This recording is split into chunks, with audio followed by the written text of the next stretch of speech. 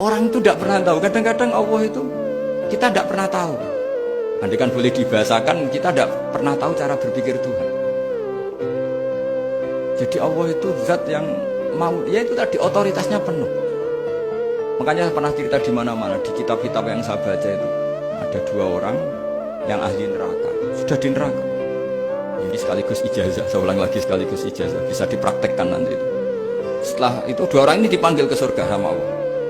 Allah itu tanyanya ya aneh, enak di neraka, ya udah enak di neraka. Ya gak enak di neraka, kok ditanya enak enggak ya gak enak.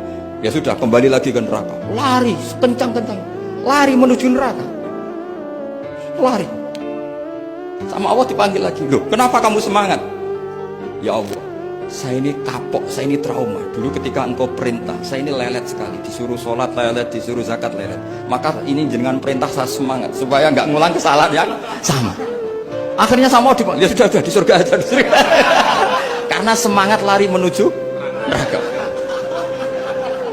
Maka ini ijazah nanti kalau di mahsyar ya, kamu dipanggil, ayo masuk neraka, harus apa? Semangat, semangat. Harus semangat. Oke Gusti, semangat. Lah repotnya kalau nggak dipanggil lagi. Akhirnya barokahnya semangat itu dia di surga. Kita tidak pernah tahu cara berpikir Tuhan. Nanti kan boleh dibahasakan seperti itu. Yang satu, ayo kembali lagi ke neraka. Tolah itu, jalan oleh lagi. Sampai itu nggak semangat oleh lagi. Terus ditanya sama, kenapa kamu tolah itu? Saya tidak pernah ngira ya Allah ketika engkau panggil di surga kemudian engkau kembalikan lagi ke neraka. Ya sudah kamu di surga saja, barokahnya husnuzon.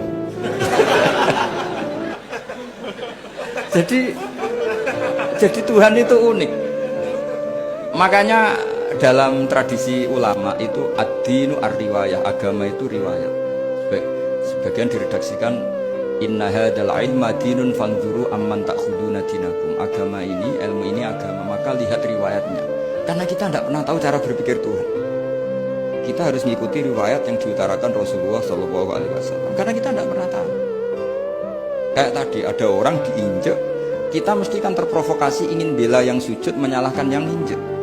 Tapi ketika yang sujud mencatat nama Tuhan, Allah tidak akan memaafkan kamu. Itu Tuhan tersinggung karena sifatnya direduksi satu, diambil satu, disembunyikan satu. Loh, ada kan dia begini mungkin malah Allah maklumi. Saya tidak akan maafkan kamu. Enggak apa-apa Allah, kan saya. Kan tidak mencatat namanya Allah. Selama hidup saya tidak akan maafkan kamu. Allah nggak akan tersinggung. Karena dia sebagai manusia tentu punya dendam, punya rasa mangkel, punya emosi. Tapi kalau ketika bilang Allah tidak akan maafkan kamu, berarti dia mencatat statusnya Allah. Dan Allah disifatkan hanya satu dari sifatnya Allah, yaitu hanya sifat menyiksa. Padahal Allah punya sifat memaafkan.